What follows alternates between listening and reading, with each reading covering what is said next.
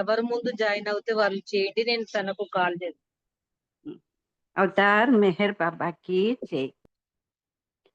नमो मेहर बाबा अवतार, नमो देव देवा प्रभु, नमो मेहर बाबा अवतार, नमो देव देवा अपार दिव्या कृपा सागर सकल चराचर जगदोद्धार, सकल चराचर जगदोद्धार, नमो मेहरु बाबा अवतार, नमो देव देवा జోహారులివే శ్రీ మేహేరు బాబా, మహిని జనించిన మానవ రూప, ఇహ పరానంద జీవనమీవ, భవ భయ భంజన పరమ పావన, భవ భయ భంజన పరమ పావన, నమో మేరు బాబా अवतार, नमो देव देवा अज्ञानांधतनंतमुदेसी, दिव्य विज्ञान दृष्टि न संगी, हरिषड्वर्गमु अंतरिंपगा, हरिषड्वर्गमु अंतरिंपगा, अव्ययमोक्षंबनुग्रहिंपुमु, अव्ययमोक्षंबनुग्रहिंपुमु, नमो मेहरु बाबा अवतार, नमो देव देवा प्रभु, नमो मेहरु बाबा अवतार, नमो देव देवा जय मेहर बाबा जय, जय मेहर बाबा जय, जय मेहर बाबा जय, जय मेहर बाबा जय, जय मेहर बाबा जय, जय मेहर बाबा जय, जय मेहर बाबा जय, जय मेहर बाबा जय, जय मेहर बाबा जय। అవతార్ మెహర్ బాబాకి జై। జై బాబా అండి, అందరికీ జై బాబా।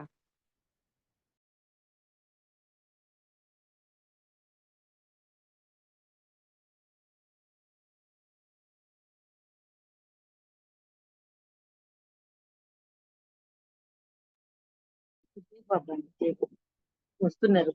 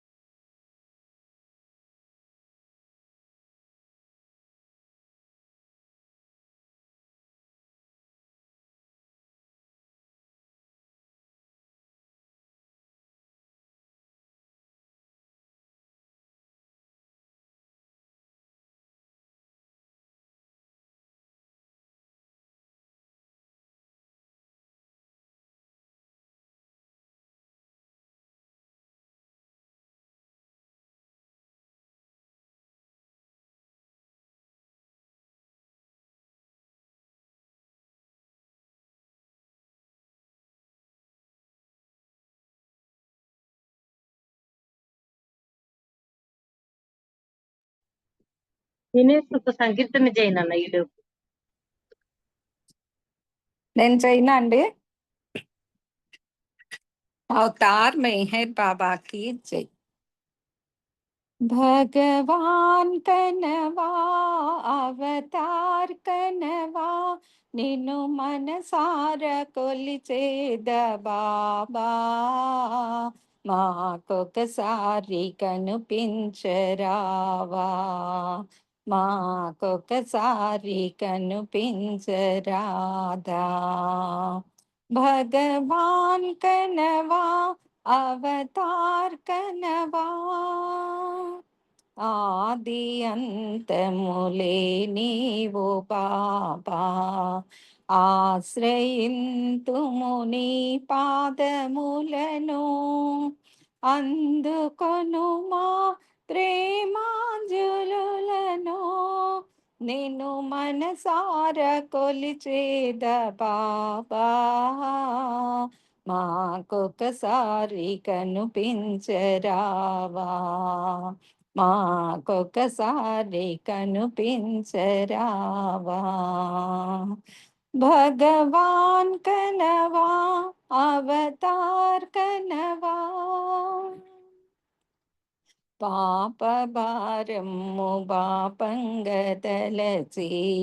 ముక్తి మార్గంబు చూపంగ నిలచి, ఇలలో వెలసిన శ్రీ మెహరు బాబా, నిన్ను మనసార కొలిచేద బాబా, మాకొకసారి కనిపించరావా, మాకొకసారి కనిపించరావా.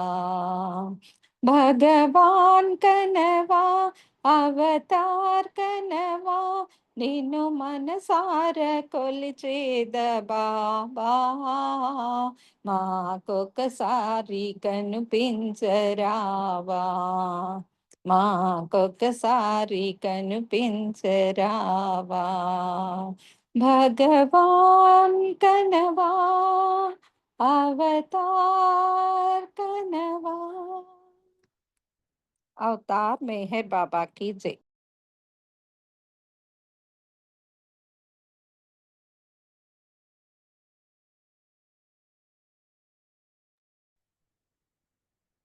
జై బాబా అండి గౌరీ గారు.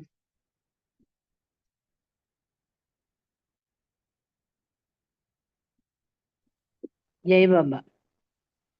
జై బాబా.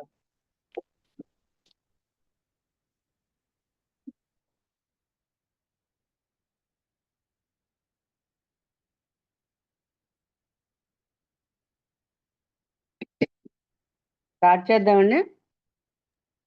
స్టార్ట్ చేయండి. జై బాబా అండి. జై బాబా. అవతార్ మెహర్ బాబా की జై. ఈరోజు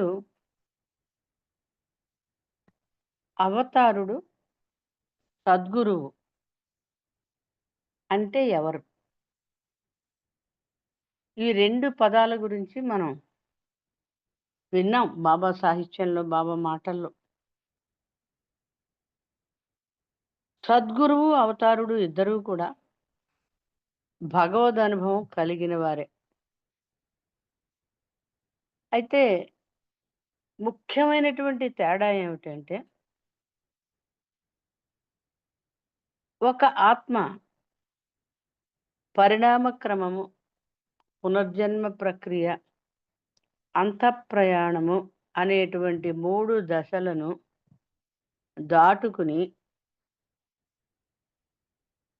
చివరికి భగవద్ అనుభవం పొందిన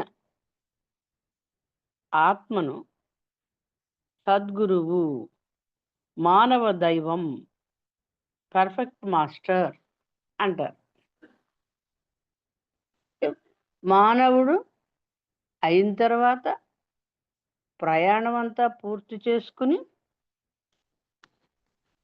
సంస్కారాలు లేకుండా చేసుకుని, ఒక గురువు సహకారంతో 7వ భూమికలోకి అడుగుపెట్టిన తర్వాత అప్పుడు పొందేటువంటి స్థితి ఐ యామ్ గాడ్ స్టేట్ అన్నారు బాబా. అతడికి భగవంతుడు తప్ప ఇతరమేమీ ఉండదు. అంతటా అన్నింటా తానే నిండి ఉన్నాననేటువంటి అనుభవం అతనికి ఉంటుంది. ఆ అనుభవం నిరంతరము బ్రేక్ అనేది లేకుండా ఉంటుంది. అయితే మానవ దైవము అని ఆయన్ని పిలుస్తారు. అవతారుణ్ణి దైవీ మానవుడు అంటారు. ఆ పరబ్రహ్మ పరమాత్మ తన స్థాయి నుండి మన స్థాయికి దిగి రావడం. సద్గురువు కింద నుండి పైకి ఎదిగాడు, అవతారుడు పైనుండి కిందకి దిగి వచ్చాడు. ఇద్దరికీ కూడా అనుభవం ఒకటే, స్థాయి ఒకటే. కానీ అవతారుని స్థాయి కొంచెం ఎక్కువ. ఎందుకని? Is highest of the high, సర్వోన్నతుడు. ఆయన కర్మ శాసనాన్ని కూడా మార్పు చేయగలిగినవాడు, ఏదైనా చేయగలడు. సద్గురువుకి కొంచెం లిమిటేషన్స్ ఉంటాయి. సద్గురువు శరీరం విడిచిపెడితే మళ్ళా రాడు. అంటే ఈ భూమి మీద భగవత్ కార్యము, ఆధ్యాత్మిక కార్యము చెయ్యాలంటే భగవద్ అనుభవం పొందిన ఆత్మకి ఈ ఇల్యూజన్ కాన్షియస్నెస్ అంటే మాయ యొక్క చైతన్యము కూడా ఉండాలి. మాయ యొక్క చైతన్యము లేనిదే ఈ మాయలో అతడు పని చేయలేడు, ఎవరికి సహాయము అందించలేడు. అవతారుడు కూడా కిందకి దిగి వచ్చినప్పుడు, మానవ రూపం ధరించి వచ్చినప్పుడు తన దైవీ చైతన్యంతో పాటు ఈ సృష్టి చైతన్యాన్ని కూడా కలిగి ఉంటాడు. లేకపోతే ఎలా పనిచేస్తాడు? ఇక్కడ వారి బాధల్ని తన నెత్తిన వేసుకుని బాధపడాలి కదా, వారిని ఉద్ధరించాలి కదా, మేల్కొల్పాలి కదా, సన్మార్గంలో పెట్టాలి కదా. తన అవతార కార్యక్రమం చెయ్యాలంటే ఆ భగవంతుడికి దైవీ చైతన్యంతో పాటుగా మానవ చైతన్యము, సృష్టి చైతన్యము, మాయ చైతన్యము కావాలి. సద్గురువు తనకిచ్చినటువంటి పని అయిపోయిన వెంటనే, ముగించుకున్న వెంటనే బాడీ వదిలేస్తే మరల తిరిగి రాడు. కానీ అవతారుడు మరలా 700 సంవత్సరాలకు కానీ 1400 సంవత్సరాలకు కానీ మరల మానవ రూపం ధరించి వస్తాడు. అవతారుడంటే ఎవరు? అవతారుడంటే ఏ ఆత్మ అయితే ప్రయాణాన్ని పూర్తి చేసుకుని 7వ భూమిక వరకు వెళ్ళి 7వ భూమికలో అడుగుపెట్టిన తరువాత భగవద్ అనుభవం పొందినటువంటి మొట్టమొదటి ఆత్మ. మొట్టమొదటి ఆత్మ. అదే ఆత్మ. ఆ ఆత్మకి సహాయం చేయడానికి సద్గురువు లేడు. 6వ భూమిక నుండి 7వ భూమికకు వెళ్ళడం అంటే ఆ మధ్యలో ఉన్నటువంటి అగాధాన్ని దాటుకుని 7వ భూమికలోకి చేరాలంటే ఒక సద్గురువు యొక్క సహాయము తప్పనిసరి అని బాబా అన్నారు. ఒక సద్గురువు యొక్క సహాయము తప్పనిసరి. వితౌట్ హిజ్ హెల్ప్, ఆయన సహాయము లేకుండా 7వ భూమికలోనికి ప్రవేశించలేడు అన్నారు. అయితే ఫస్ట్ సోల్కి ఎవరున్నారు? గురువు లేరు కదా. ఆయనకి ఆయనే గురువట. ఆ మొదటి ఆత్మకి ఆయనకి ఆయనే గురువు అయ్యారు. ఆది గురువు అంటారు, అందుకే అవతారుని. అక్కడ అనంత చైతన్యం అనేటువంటి సింహాసనం అంతవరకు ఆక్రమించబడలేదు, ఎవరూ లేరు. ఇదే ఫస్ట్ సోల్. చైతన్యము లేనటువంటి భగవంతుడు చైతన్యాన్ని వృద్ధి చేసుకుంటూ ప్రయాణం అంతా పూర్తి చేసుకుని ఆ గమ్యం చేరేటప్పటికి ఆసనం రెడీగా ఉంది. ఆ ఆసనాన్ని ఆయన ఆక్రమించగానే ఆయనే అనంత చైతన్యం అయిపోయాడు. అదే ఆత్మ మరల మరల మానవ రూపం ధరించి మాయలో మునిగి తేలుతున్న మానవాళిని గమ్యం చేర్చడానికి సహాయం అందించే నిమిత్తం 700 సంవత్సరాల నుండి 1400 సంవత్సరాలకు ఒకసారి భూమి మీద అవతరిస్తాడని బాబా చెప్పారు. ఈయన భూమి మీదకి అవతరించినప్పుడు ఎలా వస్తాడు? ఎవరు తీసుకొస్తారు? సద్గురువులు తీసుకొస్తారు. ఎప్పుడూ కూడా 5 సద్గురువులు ఈ సృష్టిని పరిపాలిస్తూ ఉంటారు. సృష్టికి కర్మశాసనం ఉంది, దైవీ శాసనం ఉంది, లా ప్రకారము నడుస్తూ ఉంది. కర్మశాసనానికి దయాదాక్షిణ్యాలు లేవు. అది తిరుగు లేనిది. ఎవరికైనా సరే అదే శాసనం అమలు చేస్తూ ఉంటుంది. జాలి, దయ ఏమీ ఉండదు. ఎవరిని చూడదు. ఎవరైనా ఒకటే, దానికి పక్షపాతాలు లేవు, రికమెండేషన్ లేవు, ఏమి తిరుగు లేని శాసనం అది. అయితే దైవీ శాసనం, ఎవరైతే దైవాన్ని నమ్ముకుంటారో, ఆయన్ని పట్టుకుని ఉంటారో, అవతారుడిగా వచ్చినప్పుడు ఆ భగవంతుడికి ఈ కర్మశాస్త్రాన్ని కూడా అతిక్రమించి సహాయం చేయగలిగే స్థాయిలో ఉంటాడు ఆయన.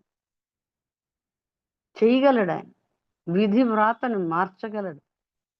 కానీ బాబా అన్నారు, అనవసరమైతే జోక్యం చేసుకోడట భగవంతుడు అవతారుడిగా వచ్చినప్పుడు. దానికి చక్కటి ఉదాహరణ కూడా బాబా ఇచ్చారు. ఒక నది ఉంది, నదిలో నీరు ఉంది. ఎవరికి దాహం వేస్తే వారు తాగొచ్చు. ఆ నీరు ఉన్నది దాహం తీర్చడానికి. అలాని ఎవరిని వచ్చి నా నీరు తాగండి అని ఆహ్వానించదు. అలాగే గంధపు చెట్టు ఉంది, సువాసనల పరిమళాలను వెదజల్లుతూ ఉంటుంది. వచ్చిన వాడు ఆ పరిమళాలను ఆస్వాదించవచ్చు. అంతేకాని ఇది నా సువాసనని నువ్వు ఆస్వాదించని ఎవరిని పిలవదు. అంటే అవతారుడు అన్నీ చేస్తాడు, ఏమీ చేయడు. అవసరమైతేనే గాని కర్మశాసనంలో ఆయన జోక్యం చేసుకోడు. దైవీ శాసనం ప్రకారము అన్నీ జరిగిపోతూ ఉంటాయి. అయితే అవతారుడు వచ్చే ముందే ఒక ప్రణాళిక ప్రకారము ఈ భూమి మీదకి వచ్చి తన కార్యక్రమాన్ని కంప్లీట్ చేసుకుంటాడట. బాబా అన్నారు, మహమ్మద్ టైంలోనే ఈ మెహర్ బాబాగా నేను వచ్చినప్పుడు చేయవలసినటువంటి అవతార కార్యం యొక్క ప్రణాళిక తయారు చేయబడింది అన్నారు. అంటే అర్థం, మెహర్ బాబాగా రాబోయే 700 సంవత్సరాలలో బాబా వస్తానన్నారు కదా, అప్పుడు అవతారుడు ఏ విధంగా పనిచేయాలో బాబా రచించి వెళ్ళారనమాట. ఆ ప్రణాళిక ప్రకారము పనిచేసి బాబా డిక్లేర్ చేశారు, నా పని 100% కంప్లీట్ అయిపోయింది.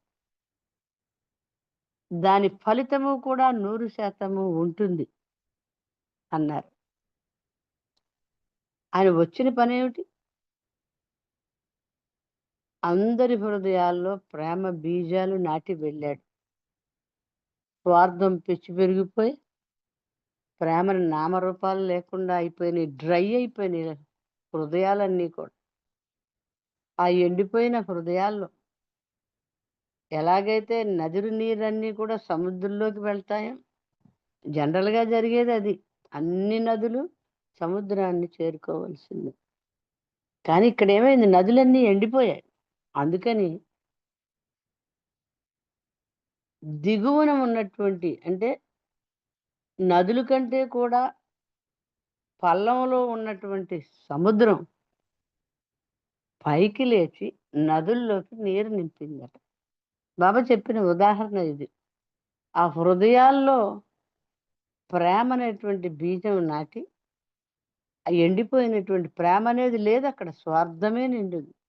ఆ స్వార్థం స్థానంలో ప్రేమని జనింపజేయడానికి ఆయన ఈ రాకలో ముఖ్య ఉద్దేశం అదేనట్టు. ప్రేమ జనిస్తే ఏమవుతుంది? ప్రేమ తీర్చలేని సమస్య లేదు. అది అక్కడ శాంతి వాతావరణాన్ని తీసుకొస్తుంది. సమన్వయంగా ఉండేటట్లు చేస్తుంది. అందరూ కలిసిమెలిసి ఒకే తండ్రి బిడ్డలుగా ఉండేటట్లు చేస్తుంది.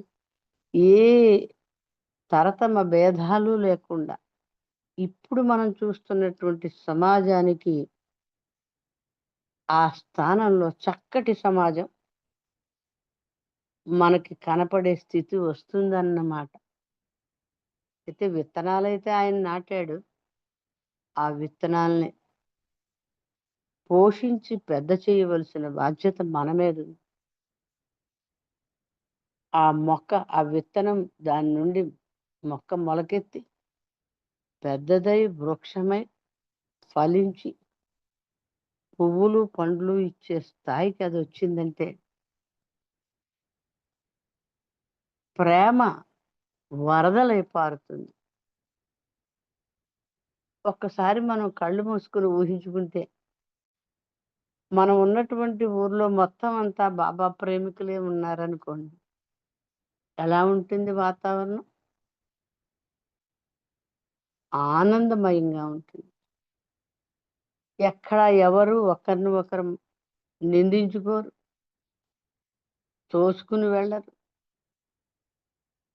జై బాబా అంటూ ఒకే తండ్రి బిడ్డల్లాగా ఒకరికొకరు అవసరమైనవి పంచుకుంటూ ఇచ్చుకుంటూ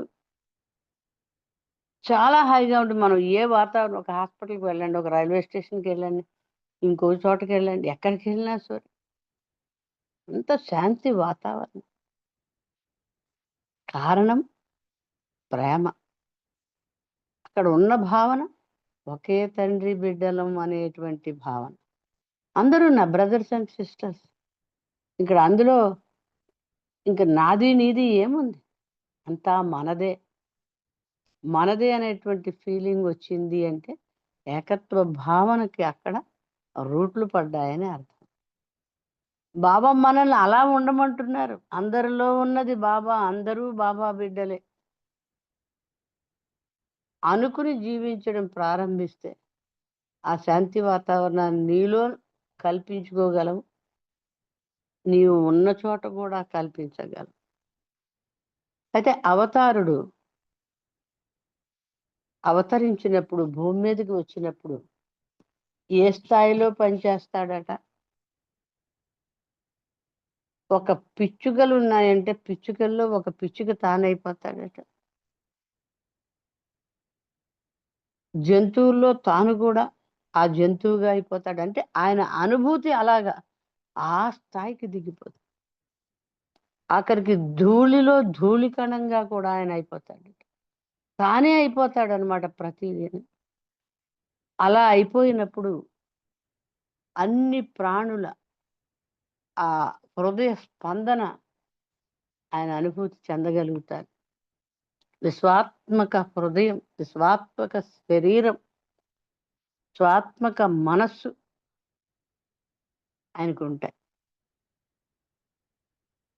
అందుకే ఎవరు ఎక్కడి నుండి ఆపదలో ఉన్నా కూడా హృదయపూర్తిగా ఆయన్ని పిలిస్తే నేను పలుకుతాను అని అభయం ఇచ్చాడు. కారణం అదే. వెంటనే ఆయనకి తెలిసిపోతున్నారు. మన కాలు గోరికి ఏదైనా తలుపు తగిలింది అనుకోండి, గోరుకు కదా తగిలిందని మనం శరీరం మనకి మన బ్రెయిన్కి అందించకుండా ఉండదు కదా, వెంటనే తెలిసిపోతుంది. అదేవిధంగా ఆ భగవంతుణ్ణి ఆర్తితో ఎవరైతే సహాయం కోరతారో వెంటనే ఆయనకి తెలిసిపోతుందట, సహాయం అందిస్తారు కూడా. బాబా అన్న ఏ పరిస్థితిలో, ఏ సమయంలో, ఎక్కడున్నా సరే హృదయపూర్వకంగా పిలిస్తే నా సహాయం తప్పకుండా అందుతుంది అన్నారు. అయితే అవతారుడు భూమి మీద అవతరించారు. మామూలు మనిషిగా జన్మించారు. అవునండి, అలా ఎందుకు జన్మించారు ఆయన? ఆయనకి ఎందుకు తెలియలేదు చిన్నప్పటి నుంచి తాను దైవీ మానవుణ్ణని? ఎందుకంటే సద్గురువులు ఆయన మీద ఒక ముసుగు వేసి తీసుకొచ్చారు. ఎందుకు వేశారు ముసుగు? ఆయన స్థాయి చూస్తే అనంత చైతన్యం. ఈ ప్రపంచం ఏ ప్రపంచంలోకి దిగి వచ్చారు ఆయన? మాయా ప్రపంచంలో.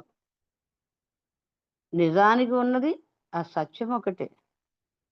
ఈ మనకు కనిపిస్తున్నటువంటి మాయ లేనిది ఉన్నట్లుగా కనిపిస్తుంది. నిజానికి నిజం కాదది. నిజంగా లేదది. దానికి ఉనికి లేదు. ఆ సత్యత్వం, ఆ అనంత చైతన్యం ఒక్కసారిగా ఈ మాయా ప్రపంచంలోకి దిగి వస్తే ఈ మాయా సృష్టి అంతా కూడా నాశనం అయిపోతుంది. దాని తాకిడికి ఇది తట్టుకోలేదని. ఆయన కార్యం ఏమిటి? దీన్ని ఇలాగే ఉంచాలి, అవసరమైనటువంటి కార్యం నెరవేర్చుకుని వెళ్ళిపోవాలి. అందుకని సద్గురువులు ఒక ముసుగు వేసి తీసుకొస్తారు. బాబా చక్కటి ఒక ఉదాహరణ ద్వారా మనం తెలుసుకోవచ్చు దీన్ని. ఒక తటాకం ఉంది. తటాకంలో చేపలు, కప్పలు ఎన్ని ప్రాణులు ఉంటాయండి అందులో. ఒక ఏనుగు వచ్చి దన్నమని దిగింది అనుకోండి, ఏమవుతుంది? నీళ్ళన్నీ బయటకు వచ్చేస్తాయి. దానిలో ఉన్న జీవరాశులన్నీ బయటకు వచ్చేస్తాయి. విచ్ఛిన్నం జరుగుతుంది. అది నాశనం అయిపోతుంది. ఆ తటాకం రూపు మారిపోతుంది. అలా కాకుండా ఆ ఏనుగు ఒక్కొక్క కాలు దానిలో పెట్టుకుంటూ నెమ్మదిగా దిగితే అందులో ఉన్న ప్రాణులు సురక్షితంగా ఉంటాయి. నీరు బాగుంటుంది. దీనికి దాహమో స్నానమో చేయడానికి వీలవుతుంది, దీని పని చేసుకోవడానికి. అందుకని ముసుగేసి తీసుకొస్తారు. ఆ ముసుగును తొలగించే కార్యం కూడా సద్గురువులే నిర్వహిస్తారు. అవతార్ మెహర్ బాబాగా వచ్చినప్పుడు ఆయన పూనాలో జన్మించడం, అందరిలాగే చదువుకోవడం, స్కూల్కి వెళ్ళడం, బాబాజాన్ ముద్దు పెట్టుకున్న దగ్గర నుండి క్రమంగా బాబాజాన్ ముద్దు పెట్టుకోగానే ఏమైంది? ప్రాపంచిక చైతన్యం కోల్పోయాడు ఆయన. దైవీ చైతన్యం ఆయనకి ఎరుకలోకి వచ్చింది. మళ్ళా ఉపాసిని ఆ రాతితోటి కొట్టడం ద్వారా ఈ మానవ చైతన్యం రావడం, తాను దైవీ మానవుడను అని తెలుసుకోవడం జరిగింది. ఆ తర్వాత నుండి ఆయన తన అవతార కార్యక్రమం మొదలుపెట్టారు. ఆ కథ అంతా మనకి తెలుసు. అయితే సద్గురుకి అవతారుడికి ముఖ్యమైనటువంటి తేడా, అవతారుడు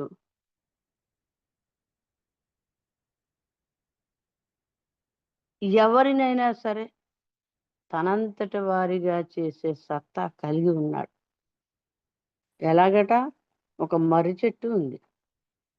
ఆ మర్రి చెట్టు ఊడలు నేలలో పాతుకుపోతాయి. మళ్ళా అది ఒక మర్రి చెట్టుగా రూపు దాల్చుతుంది. ఏమి తేడా ఉండదు. మూలంలో మర్రి చెట్టు ఎలా ఉందో ఊడ కూడా మర్రి చెట్టులాగే అయిపోతుంది. అంటే భగవంతుడిగా అయిపోతే భగవంతుడికి ఉన్న లక్షణాలన్నీ కూడా ఈశ్వరుడికి వచ్చేస్తాయి. అలాగా అవతారుడు శక్తి సామర్థ్యాల్ని ఏ విధంగానూ కూడా మనం అంచనా వేయలేం. ఎందుకని? మనం ఏదైనా అంచనా వేస్తే మనస్సుతో చేస్తాం. మనస్సు బహు పరిమితమైనది. అవతారుడు మరి భూమి మీదకి వచ్చినప్పుడు మన పాప భారాన్ని, మన సంస్కార భారాన్ని, అంటే మన బాధల్ని ఆయన పంచుకున్నారు, సంస్కారాలను పంచుకోలేదు. ఎందుకని? మన బాధలు అంత ఎక్కువగా ఉన్నాయి కాబట్టి ఆ బరువుని తగ్గించడానికి ఆయన కొంత భారాన్ని ఆయన భరించారు. భగవంతుడు ముఖ్యంగా 3 లక్షణాలు, 3 గుణాలను కలిగి ఉంటాడు. అనంత శక్తి, అనంత జ్ఞానము, అనంత ఆనందం. అన్నీ అనంతమే. శక్తి, జ్ఞాన, ఆనందములు. భూమి మీదకి వచ్చినప్పుడు ఏం చేస్తాడట ఆయన? శక్తిని, ఆనందాన్ని ఉపయోగించుకోడు. కేవలం జ్ఞానాన్ని మాత్రమే వాడుకుంటాడు. అనంత జ్ఞానాన్ని మాత్రమే వాడుకుంటాడు. ఎందుకని? ఆయన ఇక్కడికి వచ్చింది ఎందుకు? మన భారాన్ని తగ్గించడానికి. భారం తగ్గించడం అంటే బాధతో కూడింది. బాధపడాలంటే ఆనందం ఉండకూడదు, శక్తి ఉండకూడదు. నిస్సహాయం కావాలంటే శక్తి ఉంటే నిస్సహాయాలు ఎలాగవుతారు? ఆనందం ఉంటే దుఃఖం ఎలా తెలుస్తుంది? అనుభూతి చెందడం జరగదు. అది బాబా చెప్పారు. అందుకని అవి రెండు వాడను. మీ స్థాయికి దిగి వచ్చి మీ బాధల్లో నేను పాలు పంచుకుంటాను. ఆయన అంతా కూడా ఆచరించి చూపించాడు. అన్ని అవతారాల్లో కూడా జరిగింది అదే. మానవాళి కోసం చెప్పలేనంత బాధలు. బాబా జీవితం చూసుకుంటే మేజర్ 2 యాక్సిడెంట్స్. పాపం శరీరంలో ప్రతి భాగము కూడా ఆయన ఏదో ఒక వ్యధతో బాధపడ్డారు. ఏదో ఒకటి. పళ్ళు చూడండి, కళ్ళు చూడండి, స్పాండిలైటిస్, సైనస్, ఆఖరికి పైల్స్‌తో సహా.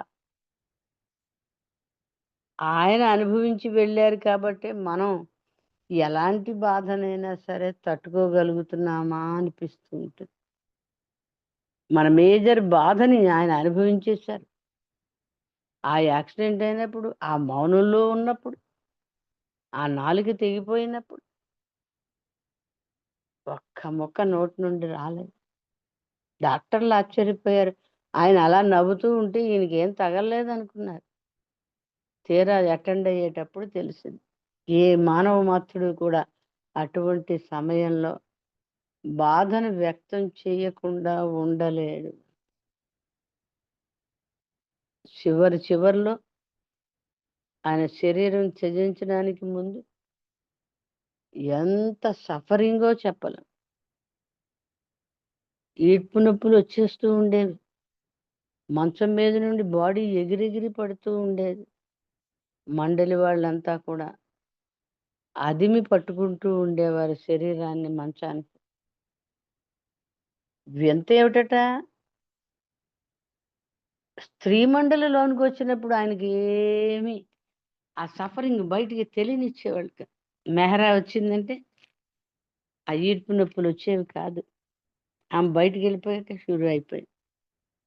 ఆయనకి ట్రీట్మెంట్ చేసిన డాక్టర్స్, డాక్టర్ రామగిండి అనండి, ఇంకొకళ్ళు అనండి,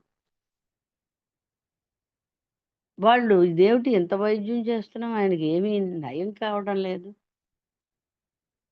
సఫరింగ్‌ని తగ్గించలేకపోతున్నాం, ఈవెన్ హ్యారీ క్యాన్‌మోర్ కూడా అని బాబా దగ్గర వాపోతూ ఉండేవారు. బాబా అన్నారు, ఇది శరీరానికి వచ్చే రోగం కాదిది. దానివల్ల కాదిది. నేను నా దైవీ కార్యం, నా అవతార కార్యం చేయడంలో ఆ ఒత్తిడి ఎక్కువైపోయి, ఆ దైవీ వ్యధ ఏదైతే ఉందో అది ఈ శారీరక బాధలాగా మీకు పైకి కనిపిస్తూ ఉంది. ఆయనకి తెలియంది ఏమీ లేదు. He is all knowing, we are not knowing. ఆయనకి సర్వము తెలుసు, మనకి ఏమీ తెలియదు. సర్వము తెలిసిన వాడు వచ్చి ఏమీ తెలియని వాడితో రారా, నీకు దారి చూపిస్తాను రా, గమ్యం చేరుస్తాను రా అని దారి చూపిస్తూ ఉన్నాడు, చెయ్యందిస్తూ ఉన్నాడు. మరి ఆ సహాయాన్ని, అవతారుని సహాయం అలాంటిది కాదు, నేరుగా తీసుకెళ్ళిపోయే మా దారి గుండా మనల్ని ఆయన కళ్ళకు గంతలు కట్టి మరీ తీసుకెళ్ళిపోతాడట. నమ్మడమే తక్కువ తరువాయి నమ్మాము అంటే ఆయన మనల్ని ఎక్కడికి చేర్చాలో, ఏ స్థాయికి చేర్చాలో ఆ స్థాయికి తప్పకుండా, అందులో అనుమానమే లేదు, చేరుస్తాడనేది. అయితే ఆయన జీవించమని మనకు ఒక దారి చూపించారు. ఇలా చేయరా, నీ సిలబస్ ఇది, ఈ సిలబస్ ప్రకారము నీవు జీవించు, నీ తోడు నేనున్నాను, నీ చేయి పట్టుకుని నేను తీసుకెళ్తాను అని చెప్తా ఉన్నా. మన స్థాయికి ఎలా దిగొచ్చారో చూడండి. మన స్థాయికి, మనమున్న స్థాయికి, అతనున్న స్థాయికి, బాబా ఉన్న స్థాయికి పోలికే లేదు. అలాంటిది ఆయన మన మన రాజ్యంలోకి, మన మాయా ప్రపంచంలోకి వచ్చారు. ప్రతి విషయం గురించి కూడా విడమరిచి చెప్తున్నారు. నీవెలా జీవించాలి, నిజాయితీగా ఉండాలి, కపటం లేకుండా ఉండాలి, ప్రేమమయ జీవితం సాగించాలి, అందరిలో నేనున్నాననే జ్ఞానం కలిగి ఉండు, నీ స్వార్థం కంటే ఇతరుల గురించి ఆలోచించు. ఎన్ని రకాలుగా మనం అలవాటు పడిపోయిన దారి సరైంది కాదు, సరైన దారి ఇది అని ప్రత్యేకంగా మనందరికీ ఎత్తి చూపిస్తున్నారు. సో బాబా ప్రేమికులమని చెప్పుకునే మనం అవన్నీ ఆచరిస్తేనే ఆ స్టాంపును మనం వేరు చెయ్యాలి. అర్హత లేనప్పుడు అలా చెప్పుకోవడం వల్ల ప్రయోజనం ఉండదు కదా. బాబా అన్నారు, నా గురించి ఎవరైనా అడగాలి అంటే నీ జీవితమే ఒక ఉదాహరణ అయిపోవాలి అన్నారు. అంటే వాళ్ళు ప్రేమని రుచి చూడాలి నీ దగ్గర, నీ మాటల్లో, నీ చేతల్లో. ఆ ప్రేమ వ్యక్తమైనప్పుడు అవతల వాడు గ్రహిస్తాడు. ఆ ప్రేమ పరిమళం వాడిని చేరుతుంది. ఓ, మీ వెనక ఉన్నది బాబానా అండి, మెహర్ బాబానా అని వాడు తెలుసుకోగలగాలి. అలాంటి ఆ పరిమళాలని ప్రతి బాబా ప్రేమికుడు కూడా పంచగలగాలి అందరికీ. అప్పుడు సంతోషిస్తాడు ఆయన. స్వార్థ జీవితం గడుపుతూ మన కోసం మనం జీవించడం వల్ల లాభం లేదు. మార్పు రావాలి. మనం బాబా ప్రత్యేకంగా చెప్పింది ఏమిటి? బాహ్యమైనటువంటి మార్పు కాదు ఆయనకి కావాల్సింది. అంతరంగంలో మార్పు కావాలి. ప్రక్షాళన తలపులలో, మాటలలో, చేతలలో మూడిట్లో కూడా మార్పు రావాలి. బాబా ప్రేమికుడు అంటే ఎలా ఆలోచించేటప్పుడు మన వైపు నుండి కాకుండా అందరి వైపు నుండి, ఎదుటి వ్యక్తి వైపు నుండి ఆలోచించాలి. మాట్లాడేటప్పుడు కూడా నీ ఇష్టం వచ్చినట్లుగా మన అహంకారం కలిపి మాట్లాడడం కాకుండా ప్రేమను కలిపి, నేను ఇలా మాట్లాడితే వారు హర్ట్ అవుతారేమో అని అనుకుని మనం మాట్లాడాలి. అలాగే చేసే పనులు కూడా ప్రేమమయంగా ఉండాలి. అలా కొంతమంది బాబా ప్రేమికులు ఉన్నారు, అందులో అస్సలు అనుమానం లేదు.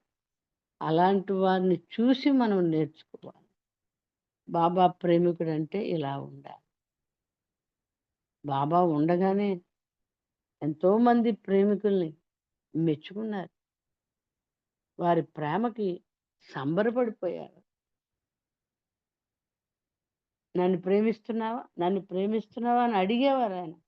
ఆయనకి తెలీదా ఎవరెలా ప్రేమిస్తున్నారో? అయినా కూడా అడిగేవారు. బాబాకు అలా అడగడం అంటే ఇష్టమట. ఒకసారి జిఎస్ఎన్ మూర్తి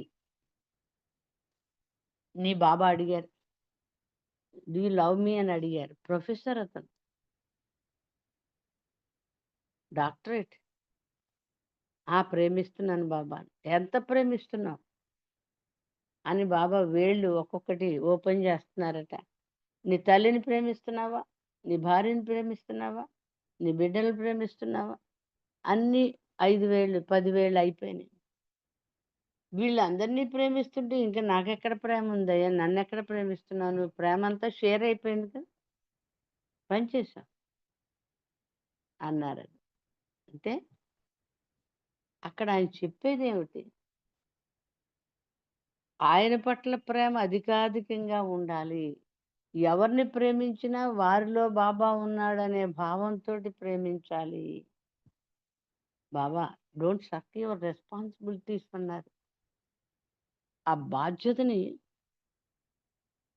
100% నిజాయితీతో నిర్వహిస్తూ, ఇదంతా బాబా నాకు ఇచ్చాడు, ఈ జన్మలో ఇది చేయమని ఈ డ్యూటీ నాకు అప్పచెప్పాడు, నేను చేసుకోవాలి దీన్ని 100%, హాఫ్ హార్టెడ్గా కాదు.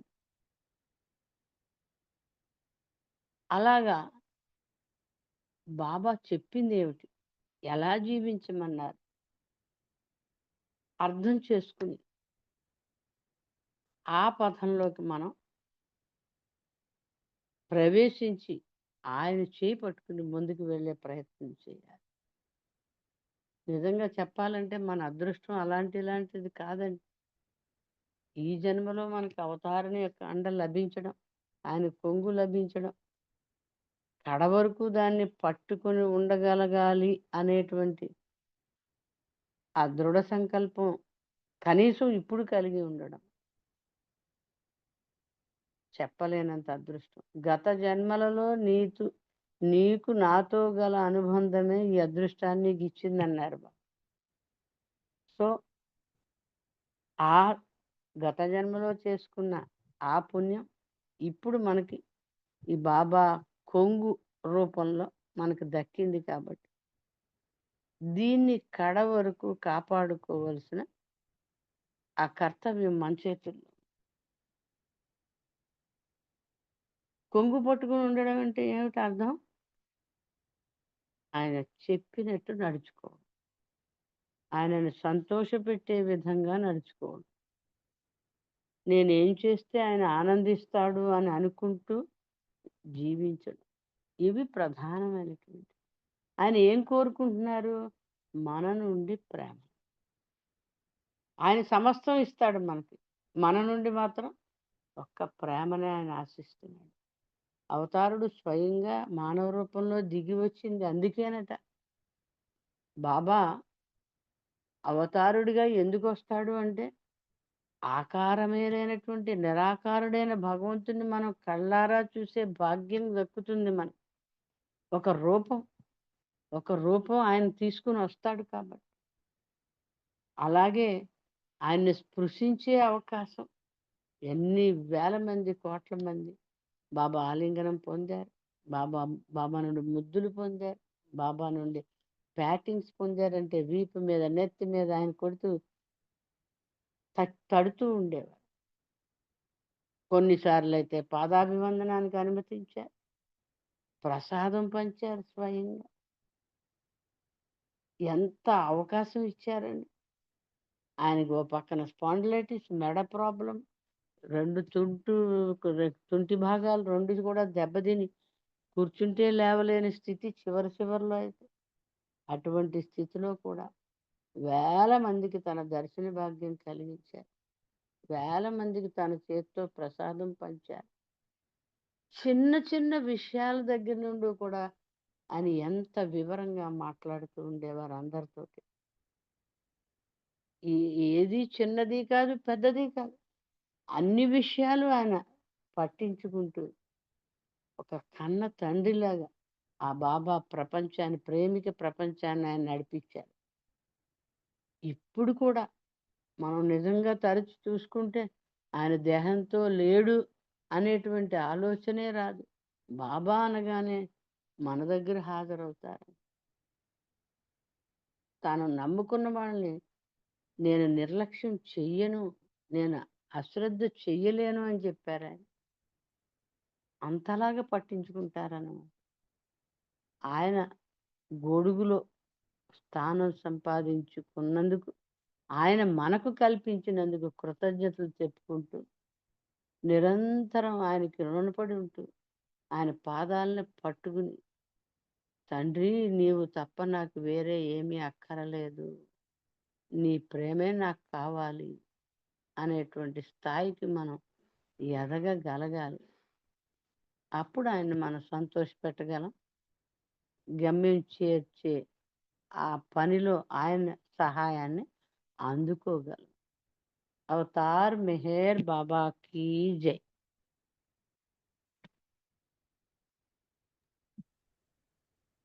బాబా అండి, మనకు ఆ దివ్య ప్రియతముని ప్రేమ దొరకడమే మహద్భాగ్యము. ఆ దివ్య ప్రియతముని ప్రేమను మనం ఎలా పొందుతున్నాము, ఎలా ఉండాలి అతని సాన్నిధ్యంలో అంటూ చక్కగా వివరించారు. మీకు జై మెహర్ బాబా, ఇంత చక్కని వివరణ ఇచ్చినందుకు. జై జై బాబా, బాబా అండి. జై బాబా. జై బాబా. పుష్పలత గారు హారతి పాడండి.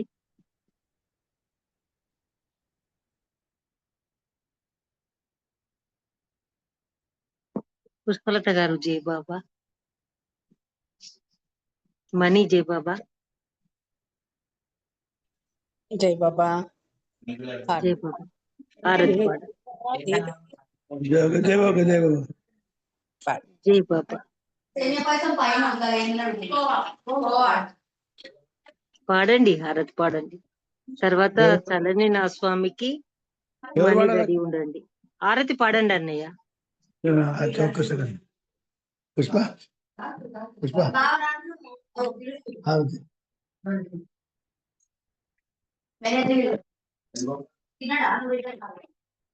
अवतार मेहर बाबा की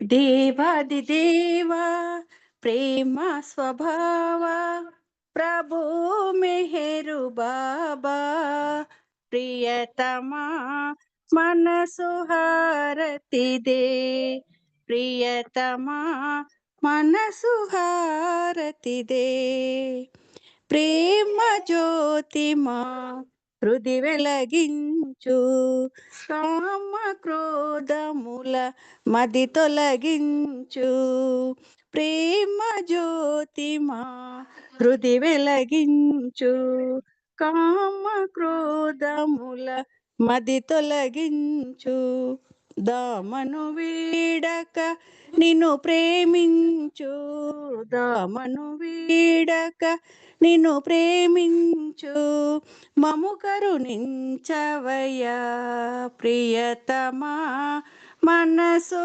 హారతిదే ప్రియతమా మనసు హారతిదే నీ దివ్య నామమే మదిని స్మరించు నీ దివ్య రూపమే హృది తిలకించు నీ దివ్య నామమే మదిని స్మరించు నీ దివ్య రూపమే హృది తిలకించు నీ దివ్య పదములే ఆరాధించు నీ దివ్య పదములే ఆరాధించు మము కరుణించవయ్యా ప్రియతమా మనసు హారతిదే ప్రియతమా మనసు హారతిదే అహంకారము హారతి కాగా ఇహమే పరమై ప్రకాశించగా అహంకారము హారతి కాగా ఇహమే పరమై ప్రకాశించగా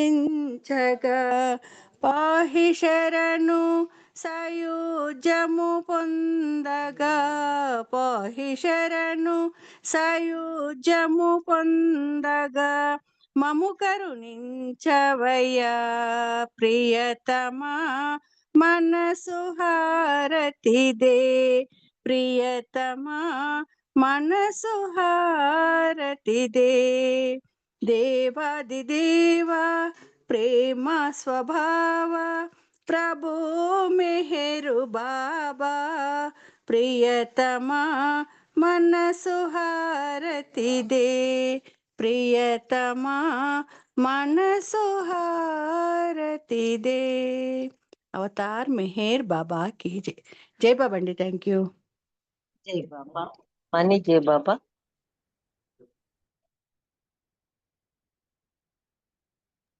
చలని స్వామినాథ లిరిక్స్ లేదండి పేపర్. ఓకేనండి. వైదేహి గారు మీ దగ్గర ఉంటే పాడండి. జ్యోతి గారు పాడండి, ఎవరైనా సరే. జై బాబా అండి. చల్లని మా స్వామి సెలవీయవయ్యా చల్లని మా స్వామి సెలవీయవయ్యా నీ సేవకై మేము మరల వచ్చేదమయ్యా నీ సేవకై మేము మరల వచ్చేదమయ్యా చలని మా స్వామి సెలవీయవయ్యా మెహరునామమే నిత్యం కీర్తించులాగు మెహరునామమే నిత్యం కీర్తించులాగు ఎల్లవేళల నిన్ను స్మరించులాగు ఎల్లవేళల నిన్ను స్మరించులాగు చల్లని మా స్వామి సెలవీయవయ్యా నీ సేవకై మేము మరల వచ్చెదమయ్యా నీ సేవలో మేము తరించులాగు నీ సేవలో మేము తరించులాగు ప్రేమతో దీవించి సెలవీయవయ్యా